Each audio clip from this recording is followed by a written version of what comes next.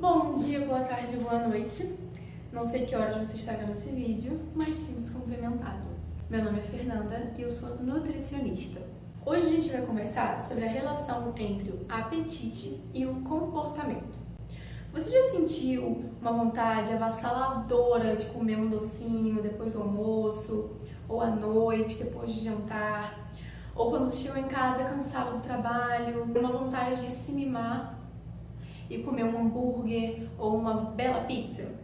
Então, o nosso comportamento alimentar é modulado por estruturas neuroendócrinas, ou seja, o nosso cérebro está conectado com o nosso sistema de comportamento alimentar, tá? Existem 3 mediadores capazes de regular a fome e a saciedade. São eles: leptina, grelina e insulina. Insulina e leptina atuam no hipotálamo, controlando a saciedade. A grelina é um mediador que favorece a fome, tá? Lá no intestino existem estímulos que podem aumentar ou reduzir a fome, né? O cérebro e o intestino têm uma relação íntima aí, mas isso é um papo para outro vídeo. Mas esses estímulos que tem no intestino atuam também no hipotálamo, ou seja, no comportamento alimentar. A leptina, como eu já falei, controla a saciedade. Quando uma pessoa está com sobrepeso, essa leptina está aumentada. Ah, mas aí você me pergunta, se a leptina está aumentada, por que os indivíduos obesos comem em maior quantidade, não tem essa percepção da fome tão grande como os indivíduos mais saudáveis têm? Porque, mesmo estando aumentada, não tem receptores suficientes, ou seja, essa pessoa vai ter uma resistência à leptina, é igual a resistência à insulina, exatamente. Falando nela, a insulina tem diversas funções, tá? Metabólica, neuromoduladora, neuroendócrina, enfim, além do controle da ingestão de alimentos. A resistência à insulina tira essa capacidade do indivíduo de ter percepção da fome e da saciedade, podendo induzir a obesidade, diabetes e descontrole do colesterol. Ah, Fernanda, por que você está falando tudo isso? Um monte de nome que eu nunca vi na vida, que eu não sei se eu vou precisar, enfim. Por quê? Para vocês entenderem que está tudo interligado. Cérebro, intestino, fome, saciedade, sistema endócrino, cardiovascular, tá tudo ali junto. Então, não tem como a gente excluir uma parte de uma pessoa e tratar só o que está precisando, né? Porque quando algum problema é somatizado, ou seja, está transparecendo, com certeza já está tendo algum problema há muito tempo dentro do organismo. Agora vamos para a parte boa. O que isso tem a ver com comportamento? Bom, tudo. O hipotálamo controla tudo. Seleção dos alimentos, se está com alto teor de proteína, se está precisando de mais proteína, a palatabilidade, a consistência, enfim, tudo mesmo. Comportamento alimentar. Então, segue o fio. Ele está ligado ao mecanismo de recompensa. Outras partes do cérebro, como o hipocampo, participam desse rolê de preferência alimentar também, participam do processo de escolha alimentar. Depende de um mecanismo de memória. Então, está aí relacionado às escolhas alimentares do vídeo anterior. O hipotálamo ele também participa do balanço da ingestão de gorduras. O hipotálamo participa do balanço de ingestão de gorduras. Então, à noite, a gente começa a secretar um hormônio chamado GABA, né, pra gente relaxar, pra dormir. Esse hormônio participa da ingestão de carboidratos. Por isso que à noite você sente aquela vontade de comer um doce ou uma pizza e um hambúrguer. Porque junto tudo, cansaço, olha as emoções aí ligadas com a alimentação, GABA, hipocampo, hipotálamo e fome, né? A gente tá com fome quando a gente chega no trabalho. E aí você se sente no direito de se mimar e errar na alimentação naquele dia. Só que aquele erro na alimentação pode se tornar uma rotina e aí você entra numa bola de neve. Outro fator também é que os alimentos industrializados, né, que são os que a gente tende a comer quando está nesse contexto, né, de cansaço, fome, sistema de recompensa, eles têm um realçador de sabor. Então eles são extremamente salgados, extremamente gordurosos, extremamente açucarados. Então eles são Resumindo, são altamente palatáveis. Exatamente para trazer esse sentimento de prazer que faz aquela refeição ser a melhor da sua vida. Como se aquilo fosse a única coisa que vai te satisfazer naquele dia. Mas calma, para tudo tem solução. Então pega as dicas que eu vou dar agora. Primeiro de tudo, uma alimentação balanceada te ajuda a ter uma maior percepção da fome e da saciedade, reduzindo esses episódios de escapadas, tá? Evitar pular as refeições, principalmente o café da manhã, também auxilia na redução da exacerbação da fome à noite. E assim, se você tiver com vontade de comer determinado alimento, come, tá? Não se prive. Só que uma coisa que você tem que perceber é o contexto que você está inserido, né? Se você está num dia estressante, né, de trabalho, você teve problemas, ou você está cansado, ou você está sem fazer nada, e aí começa a pensar em comida.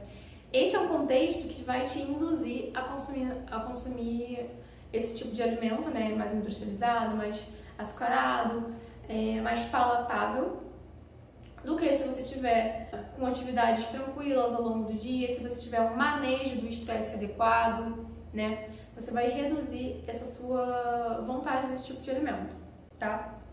Mas assim, se você tiver num evento entre amigos, entre família, que todo mundo pede uma pizza, tudo bem comer esse tipo de alimento, sabe? É pensar no seu contexto mesmo, no contexto que você está inserido no momento que você for consumir esse alimento. Isso tudo influencia nas escolhas.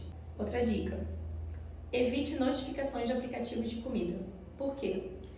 Marketing. A mídia sempre quer te fazer consumir. Isso é bom para a sua saúde e para o seu bolso também, né? Evitar esse tipo de notificação. São nesses momentos que o sistema recompensa é ativado, né? Porque o aplicativo sabe exatamente a hora de te mandar o oi naquele dia. Existem 3 componentes que, junto com as propagandas de comida e o hábito de se alimentar em locais que não são a sua casa, ativam um mecanismo de recompensa. E a bola de neve: açúcar, sal e gordura. E, combinado com os alimentos industrializados, que são extremamente palatáveis, e ao contexto ambiental que você está inserido, são como perfeito. São como perfeito para você só pensar nesse tipo de comida. Muitas vezes, quando a gente escolhe esse tipo de alimento, há ausência de fome, ou não há fome suficiente. Porque quando a gente tem fome fisiológica, o nosso corpo não escolhe o que ele vai comer. Mas quando a gente tem a fome emocional, que está ligada com o hipotálamo e o sistema recompensa, é quando a gente sente a vontade de comer determinado alimento. Exemplo: vontade de comer um docinho. Esses alimentos com mais teor de gordura, de sal e de açúcar, eles promovem um balanço energético ali no seu corpo por um tempo. Mas a qualidade desses produtos não é adequada muitas vezes, né? Existe um excesso calórico aí. Mas há um fator chamado adequação do paladar. Isso mesmo.